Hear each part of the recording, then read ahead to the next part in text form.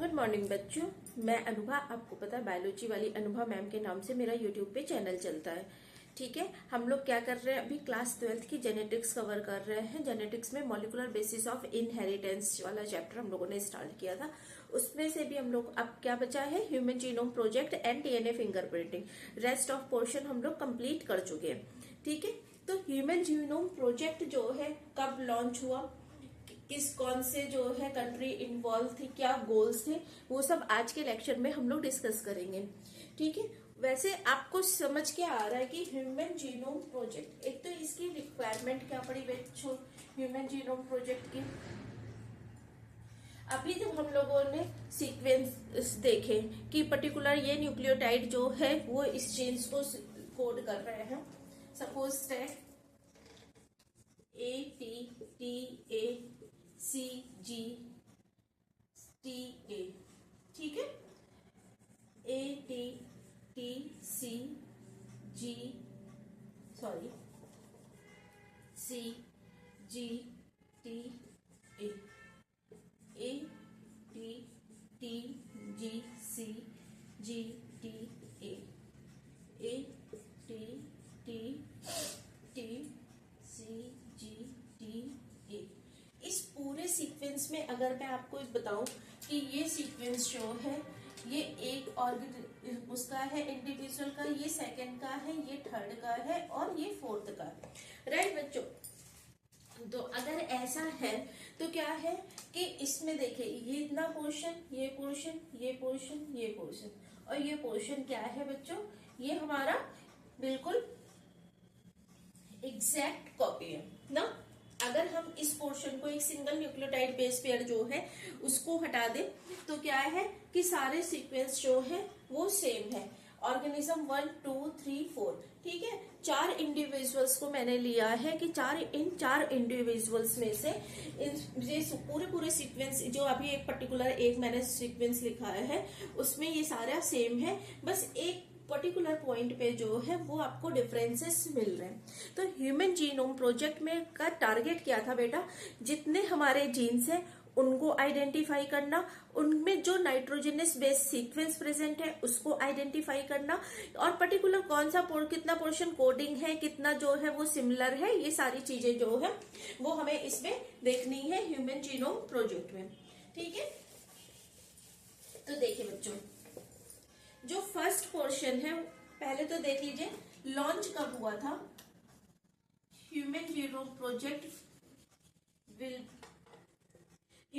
Project जो है बच्चों कब लॉन्च हुआ था, 1990 में। ठीक है, एनसीईआरटी कहती कि इसको पूरा कंप्लीट होने में, जब लॉन्च हुआ उसको पूरा कंप्लीट होने में कितने इयर्स लग गए, 13 इयर्स लग गए। तो it should be completed in 2000। बताइए 2000, अगर केवल 13 इयर्स लगे हैं तो it should be completed in 2003।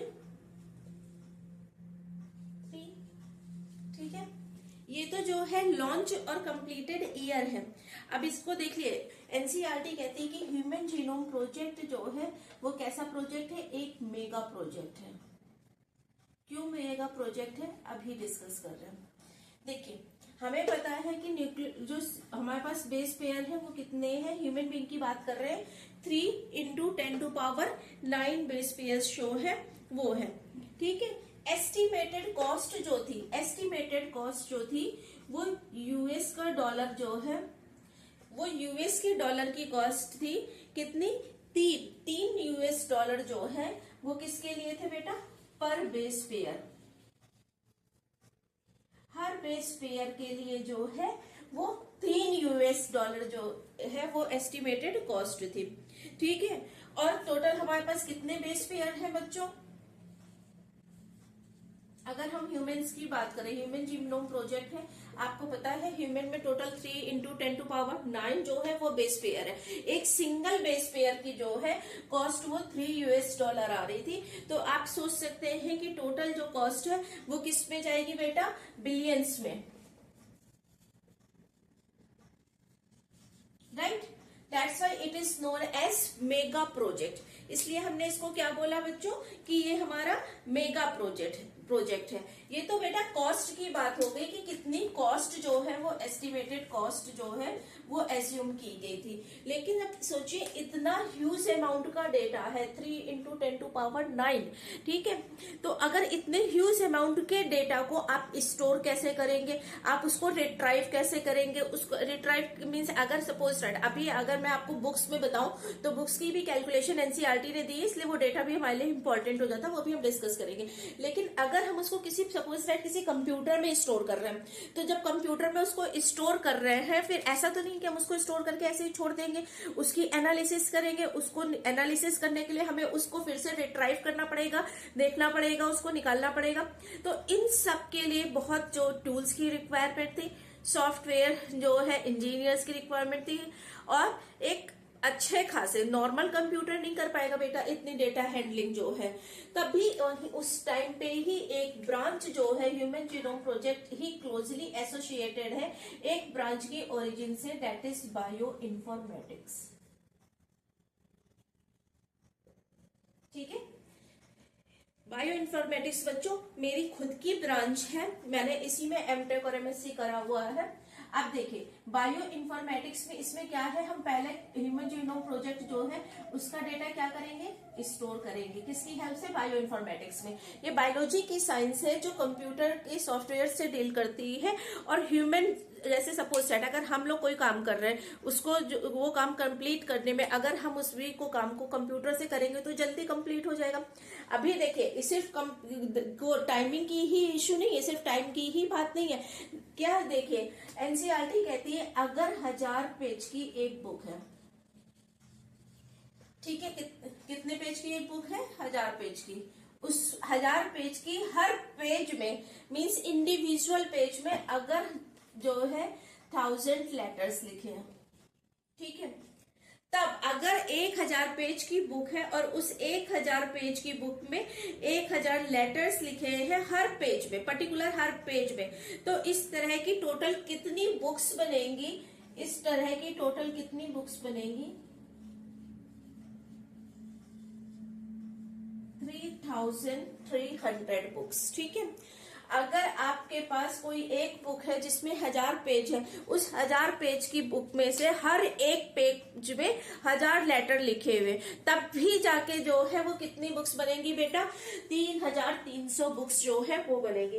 तो क्या इसको मैनेज करना इजी है, क्या इसकी हैंडलिंग इजी है, नहीं ना। तभी हमने इसके लिए एक दूसरे जो है वो ब्रांच ढूंढी, डेट इज बायो इन्फॉर्मेटिक्स, जो कंप्यूटर के साथ बायोलॉजी की इंफॉर्मेशन, बहुत सारे सॉफ्टवेयर है। जब आप बायो इन्फो अगर कभी पढ़ेंगे, अब तो सभी जितने भी कोर्सेस है सब में एक पर्टिकुलर थोड़ा थोड़ा पार्ट्स जो है उसको ऐड ऑन कर दिया गया है। तो प्रोटीन की एनालिसिस के लिए, डीएनए की एनालिसिस के लिए, मॉडलिंग के लिए, 2D स्ट्रक्चर जनरेट करने के लिए, 3D स्ट्रक्चर जनरेट करने के लिए सेकेंडों में काम हो जाता है। सेकेंड में आप किसी प्रोटीन का मॉडल जनरेट कर सकते हैं, सेकेंड्स में आप उसका 2D 3D स्ट्रक्चर निकाल सकते हैं।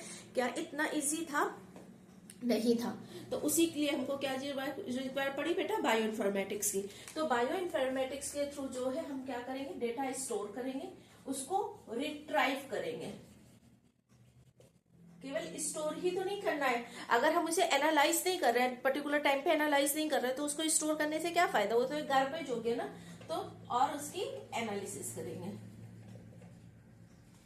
ये करना है। ठीक है, अब ये तो हमें समझ में आ गया कि इसके लिए हमें हाई स्पीड के डेटा स्टोरेज की जरूरत थी, कंप्यूटेशनल डिवाइसेस की जरूरत थी।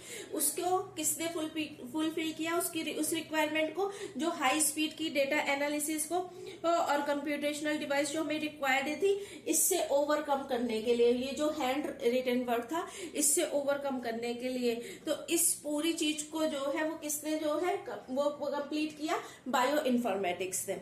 ठीक है, अब देखिए बच्चों गोल्स क्या क्या हैं, goals of HGP. Mega project क्यों कहा, कितनी एस्टिमेटेड कॉस्ट थी, ये समझ में आ गया आपको, और किसने जो है इस प्रोजेक्ट को कंप्लीट करने में बायो की कौन सी न्यू ब्रांच अराइज हुई, दैट इज बायो इन्फॉर्मेटिक्स। ठीक है, अब गोल क्या है बेटा, एनसीईआरटी कहती है कि 25,000, ठीक है, 20 to 25,000 जो है अप्रोक्सीमेटली जीन्स ह्यूमन जीनोम के, उनको आइडेंटिफाई करना। ठीक है, तो आइडेंटिफिकेशन ऑफ आइडेंटिफिकेशन ऑफ कितने जीन्स बेटा? अप्रोक्सीमेटली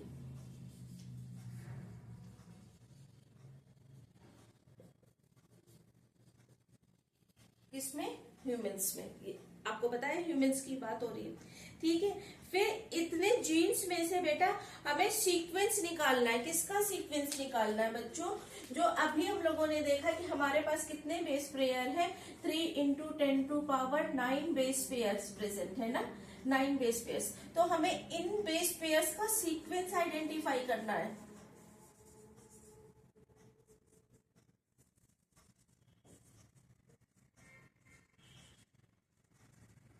ठीक है, तो एक गोल हमारा क्या हो गया कि हमें अप्रोक्सीमेटली जो इतने जीन्स है उनका आइडेंटिफिकेशन करना है।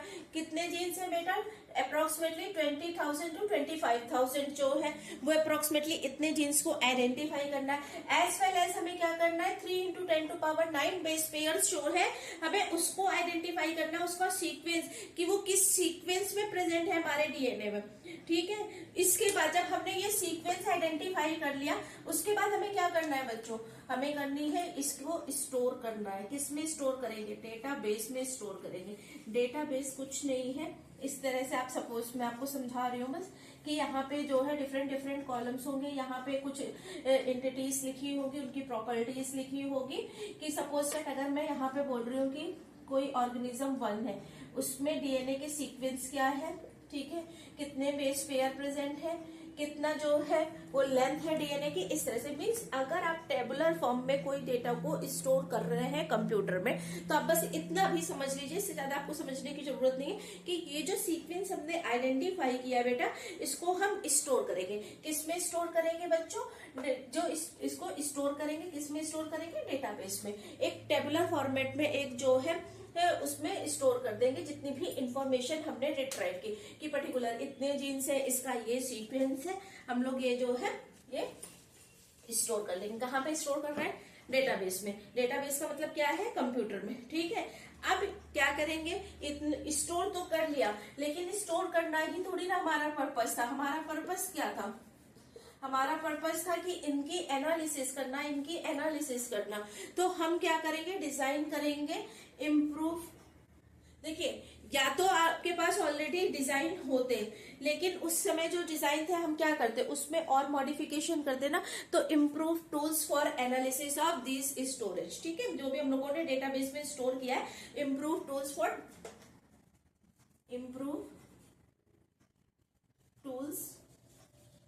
फॉर एनालिसिस ही करना है ना, यही तो मेन पर्पस था। नहीं तो हमसे इतनी इंफॉर्मेशन निकाले और उस निकालने के बाद स्टोर करके रख दे तो उसका तो कोई मतलब ही नहीं है ना बच्चों। तो क्या करेंगे? इम्प्रूव टूल्स करेंगे। जो टूल्स हमारे कौन से टूल्स है? यहाँ पे किन टूल्स की बात हो रही है? क्या आप हथौड़ी, छेनी, इन सब टूल्स की बात कर रहे हैं या फिर किचन में जो आप टूल्स यूज करते हैं उनकी? नहीं, यहाँ पे किन टूल्स की बात हो रही? कंप्यूटेशनल टूल्स की। ठीक है, कंप्यूटेशनल टूल्स जो है उनको एनालिसिस के। इसके बाद क्या करेंगे? ट्रांसफर करेंगे related technology to other industries को या अदर सेक्टर्स को। देखिए, हमने इंफॉर्मेशन निकाल ली, ठीक है, इस इंफॉर्मेशन की एनालिसिस भी कर ली, लेकिन सेवरल सेक्टर्स होते, कुछ जो है मेडिसिनल होते, कुछ फार्मास्यूटिकल्स होते, कुछ जो जेनेटिक्स पे ही स्टडी कर रहे होते, जेनेटिक्स पे रिसर्च कर रहे होते, कुछ प्रोटियोमिक्स पे वर्क कर रहे हैं, प्रोटीन पे एनालिसिस कर रहे हैं, कुछ क्या कर रहे हैं? एंटीबायोटिक्स पे वर्क कर रहे हैं। इस तरह से सेवरल इंडस्ट्रीज है ना, सेवरल एरियाज है, उनको ये इंफॉर्मेशन ट्रांसफर करेंगे, उनके साथ ये इंफॉर्मेशन हम शेयर करेंगे, तभी तो जो है ये यूजफुल होगी। अदरवाइज एक इंडस्ट्री तो पूरी इतनी एनालिसिस नहीं कर सकती है ना। तो कहाँ पे इसकी बायोकेमिकल एनालिसिस होनी, कहाँ पे फार्मास्यूटिकल एनालिसिस होनी, कहाँ पर्टिकुलर रिसर्च के लिए एनालिसिस होनी है। तो इस तरह से डिफरेंट डिफरेंट, कहीं एंटीबायोटिक्स डिजाइन हो रही है, कहीं उसके प्रोब्स डिजाइन हो रहे हैं, वेक्टर्स हो रहे हैं। तो आप इनको डिफरेंट डिफरेंट जो है इंडस्ट्रीज को ट्रांसफर करेंगे, जो भी ये हमने एनालिसिस की है। ठीक है, तो नेक्स्ट जो हमारा गोल क्या है कि transfer related technology to other sectors like different industries. ठीक है, ट्रांसफर रिलेटेड ये देखिए एनालिसिस, देखिए एनालिसिस करने के बाद ही तो आपको मिलेंगी टेक्नोलॉजीज जो डिफरेंट टूल्स को यूज करके।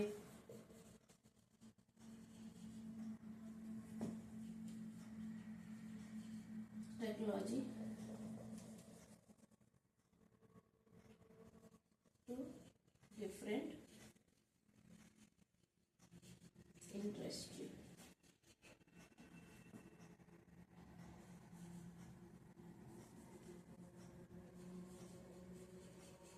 फार्मास्यूटिकल हो सकती है, बायोकेमिकल्स हो सकती हैं, बहुत सारी कंपनीज जो है उनको आप अब इसके जो है एनालिसिस ट्रांसफर कर सकते हैं। इसके बाद जो है हमें एड्रेस करना है सबसे इम्पोर्टेंट पॉइंट जो है, जिसपे जो है क्वेश्चन भी आ जाते हैं। इन सबको करने के साथ साथ हमें सबसे ज्यादा क्या करना है, एड्रेस करना है। किसको एड्रेस करना है, ELSILC को। क्यों करना है ये ELSI क्या है, ethical legal and social issues, क्योंकि इतना सेंसिटिव टॉपिक है तो इससे ये भी जनरेट हो सकता है। तो हमें एड्रेस करना है, किसको एड्रेस करना, ELSI। ठीक है, क्या है, इथिकल लीगल सोशल इश्यूज। इनको भी देखना है कि पर्टिकुलर जो है ये इस पे किसी की फीलिंग्स को जो है हम हर्ट ना करें। तो ये तो हमारा जो है ह्यूमन जीनोम प्रोजेक्ट के गोल्स थे। अब इसको ह्यूमन जीनोम प्रोजेक्ट कहाँ पे हुआ, इसके कौन मेन पार्टनर्स थे, उस पर डिस्कशन कर लेते हैं। इतना समझ में आया कि हमारे जो ह्यूमन जीनोम है उसमें नियर अबाउट अप्रोक्सीमेटली 20 to 25,000 जो है जीन्स है, उसको हमें आइडेंटिफाई करना था। एक गोल ये था। दूसरा क्या था, इस जो है 3 × 10⁹ बेस पेयर्स जो हम कहते हैं प्रेजेंट होते हैं, इनकी सीक्वेंस करनी थी, सीक्वेंसिंग करनी थी कि किस जो है सीक्वेंस में ये प्रेजेंट है। उसके बाद जब हमने सीक्वेंस आइडेंटिफाई कर लिया, तब क्या करेंगे, हम इस इंफॉर्मेशन को स्टोर करेंगे। कहाँ पे स्टोर करेंगे बच्चों, डेटाबेस में स्टोर करेंगे। अब केवल सिर्फ स्टोर करना ही हमारा जो है काम नहीं था, हमें क्या करना है, उससे इंफॉर्मेशन निकालनी है। क्यों निकालनी, कि फर्दर हम उसको यूज कर सके। तो इम्प्रूव टूल्स जो है वो डिजाइन करेंगे। कौन से टूल्स, कंप्यूटेशनल टूल्स, और एनालिसिस करेंगे जो भी अपने डेटाबेस में इंफॉर्मेशन स्टोर करेंगे। उसके बाद क्या करेंगे, ट्रांसफर करेंगे। जो एनालिसिस करके हमारे रिजल्ट्स आए हैं उनको हम ट्रांसफर करेंगे, टेक्नोलॉजीज को डिफरेंट इंडस्ट्रीज के साथ शेयर करेंगे। और एट लास्ट जो है हम एड्रेस करेंगे, किसको एड्रेस करेंगे बेटो, LSI को, ethical legal and social issues को। इनको भी हमें ध्यान में रखना है, इनकी इग्नोरेंस जो है वो नहीं चलेगी। ठीक है, इतना समझ में आ गया। चलिए अब किसने इसको अचीव किया, कौन सी कंपनीज ने, उनके नाम देख लेते हैं।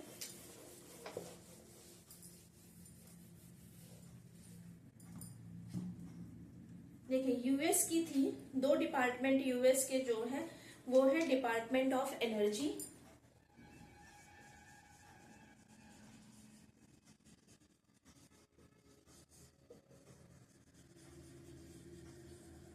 ठीक है। एक डिपार्टमेंट यूएस का कौन सा है बेटा, डिपार्टमेंट ऑफ एनर्जी, और दूसरा कौन सा है बेटा, national institute of health, NIH।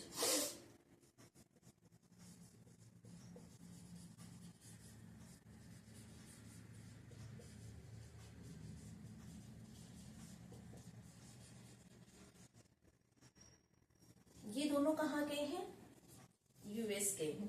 इसके बाद इनका जो है वो मेजर पार्टनर जो है वो कौन बना, वेलफेयर ट्रस्ट। किसकी वेलफेयर ट्रस्ट है, यूके की। ठीक है, इससे क्वेश्चन आ सकता है, द वेलफेयर ट्रस्ट। कहाँ की वेलफेयर ट्रस्ट है बेटा, ये यूके की है। तो यूएस ने जो है वो स्टार्ट किया था। कौन कौन से डिपार्टमेंट इन्वॉल्व थे? Department of energy and national institute of health. National institute of health जो है वो यूएस के थे।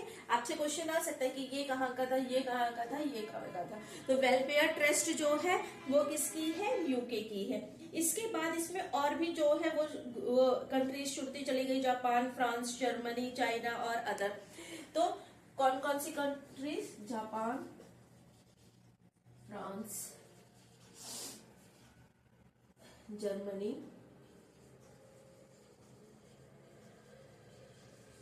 चाइना और भी अदर्स। देखिए जिनके नाम दिए हैं वो नाम आपको पता होने चाहिए। इतना समझ में आ गया? अब क्या है, आगे पढ़िए। आगे एनसीईआरटी बच्चों क्या कह रही है, समझ में आ गया? कौन सी जो है इन्वॉल्व हुए थे, कौन कौन से देश इन्वॉल्व हुए थे? कंप्लीट कब हुआ? 2003 में। बताया ना 13 इयर्स में, 19 में जो 90 में स्टार्ट हुआ था। अब इसकी वजह से क्या हुआ बेटा? इसकी वजह से हमारा जो है हमें सीक्वेंस मिल जाएंगे। तो उन सीक्वेंस को आइडेंटिफाई करके हम जो है निकाल सकते हैं कि पर्टिकुलर इस ऑर्गन में, इस टिश्यू में, इस कैंसरस स्टेज में जो है वो क्या हमारे जो है क्या हमारे सीक्वेंस प्रेजेंट है। इस तरह से हम इसकी एनालिसिस करते हैं। अब आगे ये तो देखे ह्यूमन की बात होगी, लेकिन इसी के साथ साथ जो है बच्चों वो क्या हुआ, इसी के साथ साथ कुछ जो है नॉन ह्यूमन्स, कुछ जैसे लाइक ड्रासोफिला, कुछ प्लांट्स में उनमें भी स्टडी हुई। वो बहुत इंपॉर्टेंट होता है, वो मैं यहाँ पे लिख रही हूँ, उसको जरूर लर्न कर लीजिएगा कि ह्यूमन जीनोम प्रोजेक्ट में तो ह्यूमन की एनालिसिस हुई, लेकिन उसके अलावा कौन कौन से ऑर्गेनिज्म जिनकी स्टडी की गई अब वो हम कंप्लीट करते हैं।